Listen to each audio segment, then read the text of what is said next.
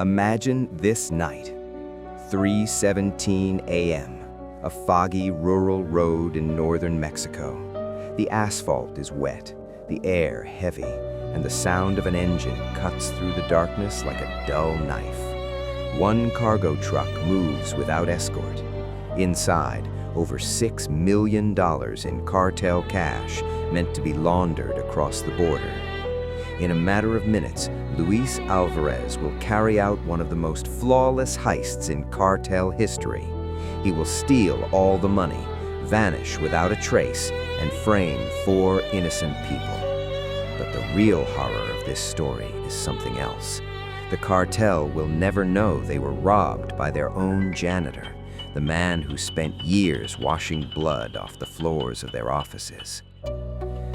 2 years before this night, Luis Alvarez was nobody, literally. He was 34 years old. He worked as a janitor in a zone fully controlled by the cartel, 200 pesos a day, about $11. His job was to mop floors, take out trash, and fix broken equipment in buildings where millions of dollars in cash moved every week. To cartel members, Luis was furniture, unnoticeable, forgettable, someone you don't look at and don't remember. But furniture has eyes, and furniture has ears. During his first year, Luis heard everything. While cleaning the boss's office, he overheard phone calls about money transfers. While repairing air conditioners, he listened to logistics meetings. While emptying ashtrays, he absorbed details of routes, schedules, and security procedures. He didn't ask questions. He didn't take notes. He just memorized. The conversation that changed his life happened in October on a Tuesday evening. Luis was washing windows in the main conference room when he heard the operations manager complaining about a recurring problem.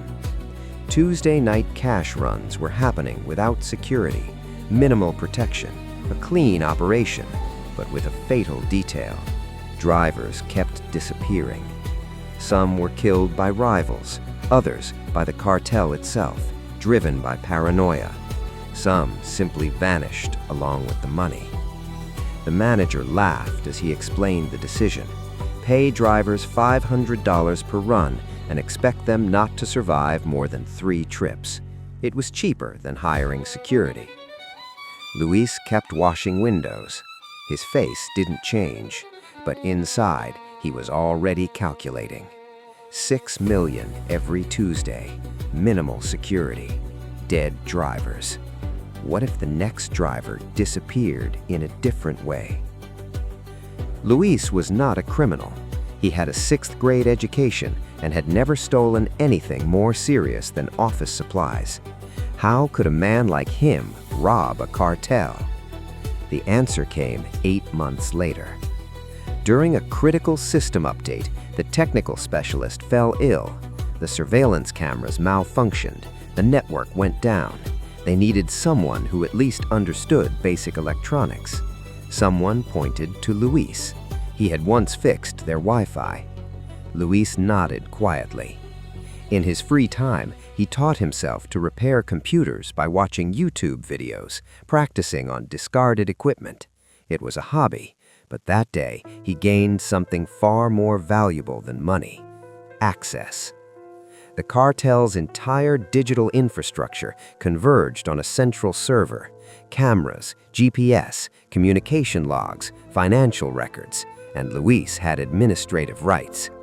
For the next 6 months, he became the cartel's unofficial IT support. He was called for every malfunction. He was quiet, reliable, and completely invisible. And at the same time, he documented everything: passwords, vulnerabilities, schematics, digital traces. He knew the cash collection schedules 3 weeks in advance. He watched the GPS of every vehicle in real time. He learned to loop video, alter timestamps, and create perfect digital illusions. Luis was no longer just a janitor. He became a digital ghost. But knowledge without action is worthless. Luis needed a plan, and it was born at night in a cramped room under the light of a single lamp.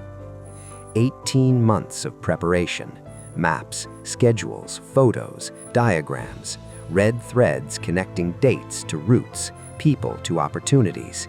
It looked like a detective's workspace, not a janitor's workspace. The turning point came after an accidental injury. One night in the warehouse, a heavy metal bucket fell onto Luis's hand. The cartel sent him to a cheap private clinic so he wouldn't miss his shift. While waiting for the doctor, Luis watched an old documentary about the JFK airport heist. One sentence stuck in his mind. In every great heist, the genius is not the one who steals the money, but the one who makes someone else take the blame. That night, Luis didn't sleep. The idea was not about money. It was about who would be blamed. A new plan was born. Colder. He began collecting dossiers on employees, not looking for crimes, looking for weaknesses, stories that would sound convincing. Carlos Vega fell in love with the wrong woman. Mario Guerrero, debts and panic. Fernando Silva, the man who asked too many questions. Ricardo Morales, too good to be suspicious. And then there was Gustavo, the driver with chronic anxiety and a prescription for tranquilizers. At the same time, Luis prepared his own disappearance. Through an underground document forger, he created a new identity. Luis Alvarez was to die. Ricardo Salinas was to be born. The night of the heist was flawless. A fake checkpoint in the fog, GPS disabled, sedative gas through the ventilation. Gustavo fell asleep, not realizing what was happening. Luis stole the truck, transferred the cash into an unremarkable old Nissan, and left evidence that perfectly fit the other stories. By dawn, the cartel believed in the conspiracy. 4 people were doomed. 7 innocent lives were lost, and Luis walked through the brush near Camargo into a new life on the other side of the border. The money vanished. Luis vanished. Only one question remained. The perfect crime leaves no witnesses. It leaves a void and a man who can never escape his own silence.